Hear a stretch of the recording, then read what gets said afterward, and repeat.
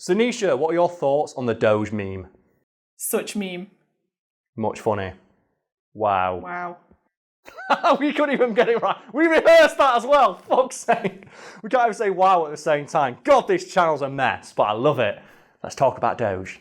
If you spent any time online whatsoever, you are probably all too familiar with the Doge meme. And if you're not, congratulations on getting internet access beneath that rock that you apparently live under.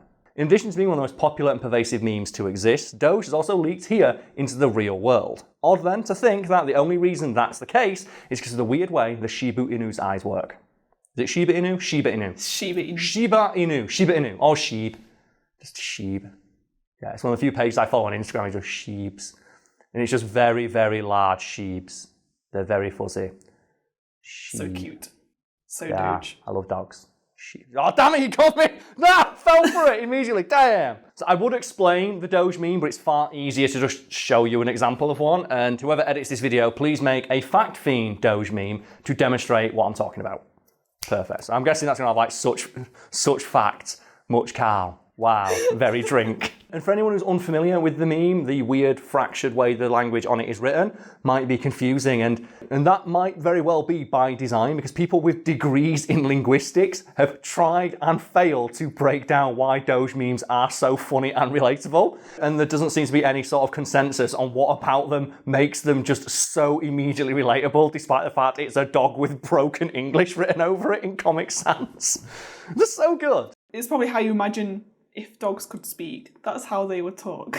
That's one of the ways it's been explained, yes. And there's even been comparisons drawn to the original I Can Has Cheeseburger meme, which is a famous image of a very large Rubenesque cat with a dumb smile on it, so it says I Can Has Cheeseburger.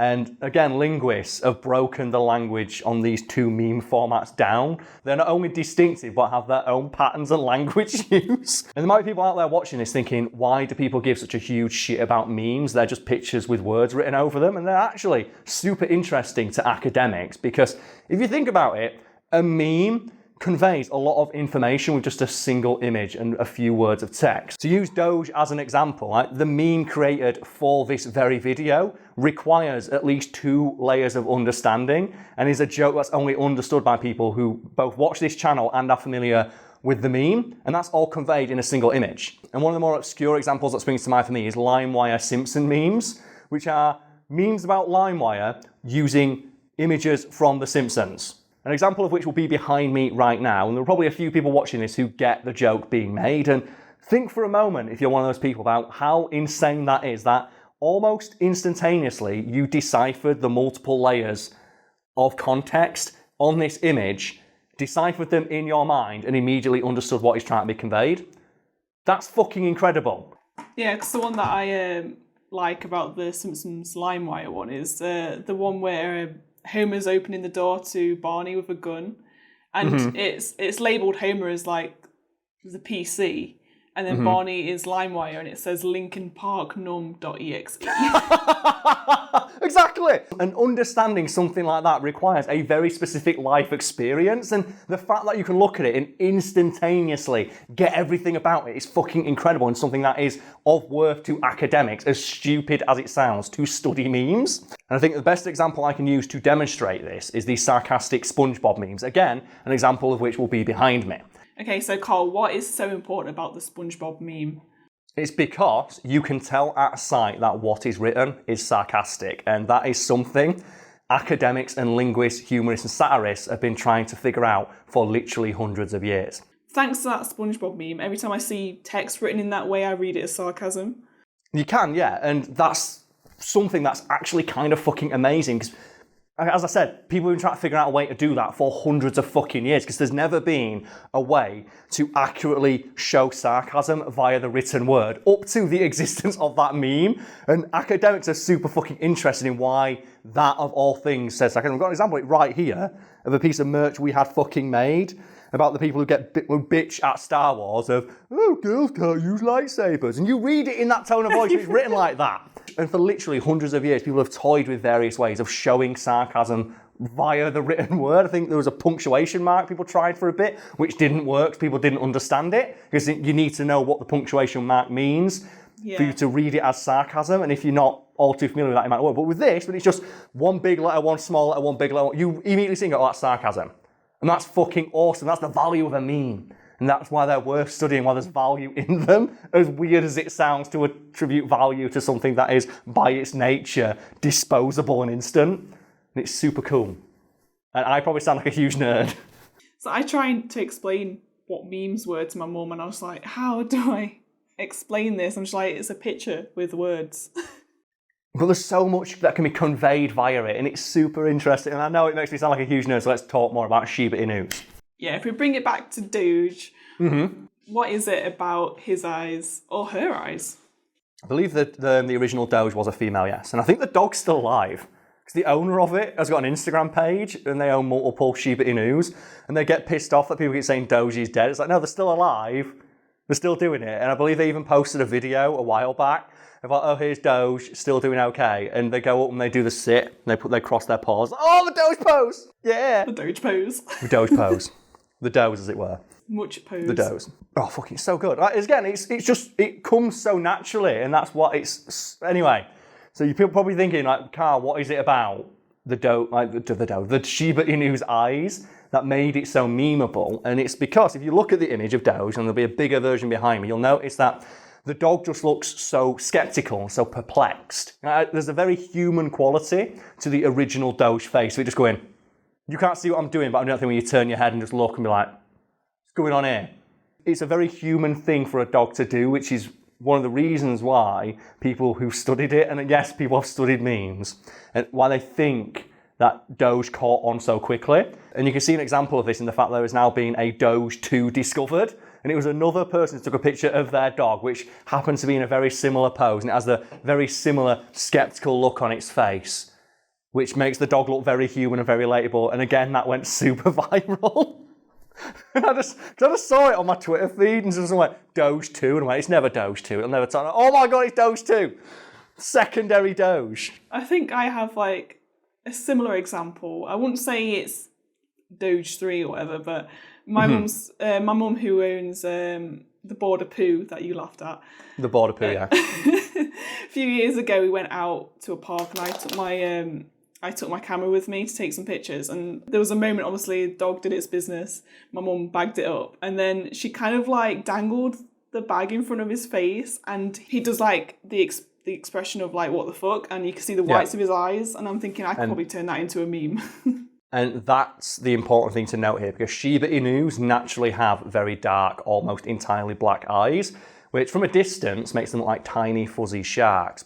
But when they turn their head ever so slightly, you can just start to see the whites of their eyes, which combined with the fact their eyes are almost entirely black most of the time otherwise, makes them look just so wonderfully skeptical, which is one of the reasons experts posit the image caught on and went so viral, because there's just something very relatable about Doge's face of just...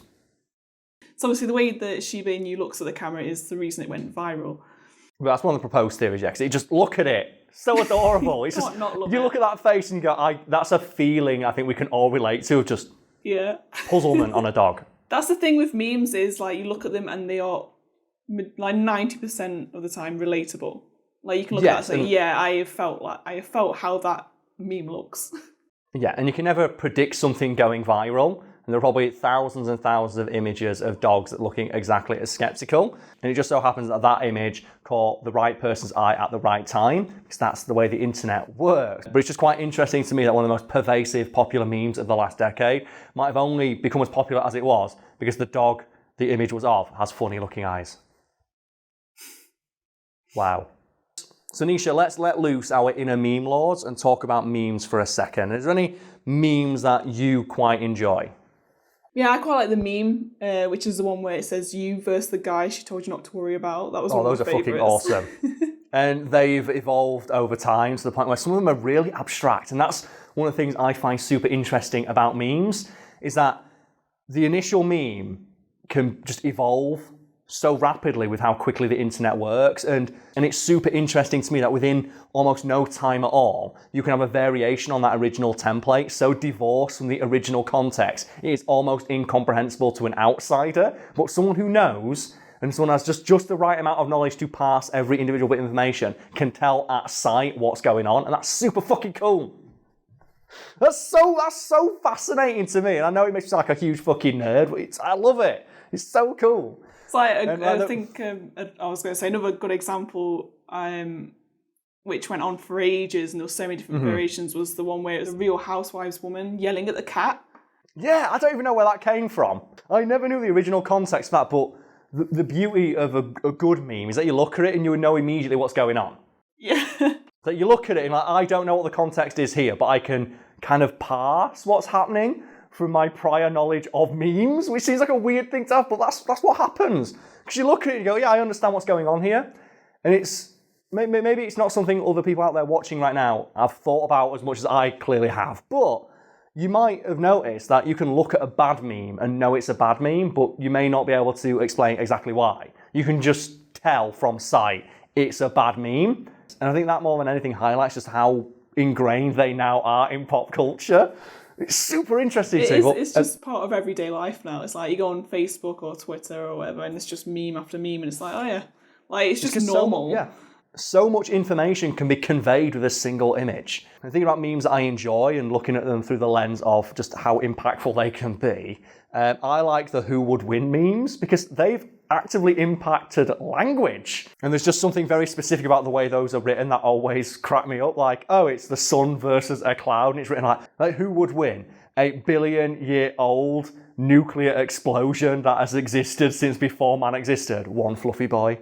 And it's just the way that's written. And now, the word boy written in that way, like B-O-I, is just referring to something as like, oh yeah, it's one spiny boy, or something like that. Is now in the modern lexicon. That's, again, really interesting to me. Or doggo memes, where the word doggo is now just part of the vernacular of people our age. And I fucking love doggo memes because, have you ever seen the breakdown of what a doggo is? I think so, because don't they include, like, the words pupper and stuff like that? Yes. Yeah. And the way it's worded is like, so there's a famous question from like a Yahoo answer or a Quora thing. It's like, what's the difference between a doggo and a pupper? And the answer is, all puppers are doggos and all doggos are puppers. Yeah. And they can be used interchangeably, but at the same time, you have levels of doggo. And it starts with small doggos, like chihuahuas, which are yappers. And they go all the way up to massive doggos, which are like your St. Bernards, which are woofers. But if you have a slightly smaller dog, that's not quite a woofer, but not quite a doggo, it's called a subwoofer. Oh, yeah. But at the same time, each of those things can be called a doggo because that's it's like, it's so complicated and so stupid, but the fact you can understand it on sight is really fascinating to me. But just something about just like, yeah, all puppers are doggos and all doggos are puppers. And this doggo's a woofer. That's amazing. It's so good and you understand it. And that's become part of just like language now. And that all started as a dumb fucking picture. So yeah, other memes that I really enjoy are the starter pack memes you get. Some of those are fucking on point. Like, they cut to the fucking bone. I've never seen so much accuracy on the internet. It's like, some of those are laser accurate on the kind of person they're describing. Yeah, so yeah, for example, like one of my favourites is I yell at my wife in public. Yeah, that's one that immediately springs to mind for me. And it's the shaved head, the Oakley sunglasses, the cargo shorts and the black t-shirt with tap out written on it. And you look at it and you can in your head, immediately the person it's describing. It's so fucking true. Another one that I really like is the Karen haircut. As soon as you see it and hear it explained to you, you know immediately what they're talking about. Like when you see the thing of, oh man, what's a Karen? Oh, it's and you just show them a picture of that haircut and just say it's the kind of woman who asked to speak to the manager. And every single person who's ever had an encounter with that kind of person knows immediately what you're talking about and understands it instantly. And that's fucking incredible. That's the power of memes. Finally, I know what they were talking about in Metal Gear Solid. It's like some of those are so fucking on point. And then you've got like Karens on Twitter saying Karen is a slur on par with the N-word. And the only response is, I've never seen a more Karen statement than this. And then you had, before Karen's was OK Boomer. Oh, yeah, yeah. And OK Boomer was such a fucking incredible microcosm of the kind of attitude that the older generation has, the disdain they have for the younger generation. They've spent years writing masturbatory articles about how they're the greatest generation, and how our generation, the younger generation, the millennials, are all stuck up fucking snowflakes who don't know how to deal with the real world, and just responding to them with, okay, boomer, sends it into a flying rage. It's like, oh, it highlights the hypocrisy of everything you've said.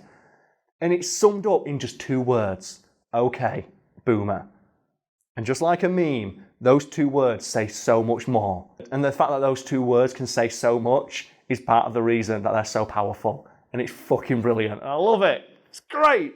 Okay, boomer. Like, do you remember when that was a thing? And you'd get old people complaining about it. And they didn't realise that everything you say can be responded to with okay, boomer. You are setting yourself up for this so easily. It's so bad. It's like, oh man. So powerful. So powerful. And they can't handle it. They can't fucking handle it. But nothing sums up the fragility of your worldview that the words okay, boomer just fucking end you. It's great. Oh man, nothing sends my sides into orbit faster than just seeing old people get pissed off at that. It's like millennials have just sat down by the wayside and just seen you write article after article like, oh, you just all want participation trophies. It's like, who handed them out?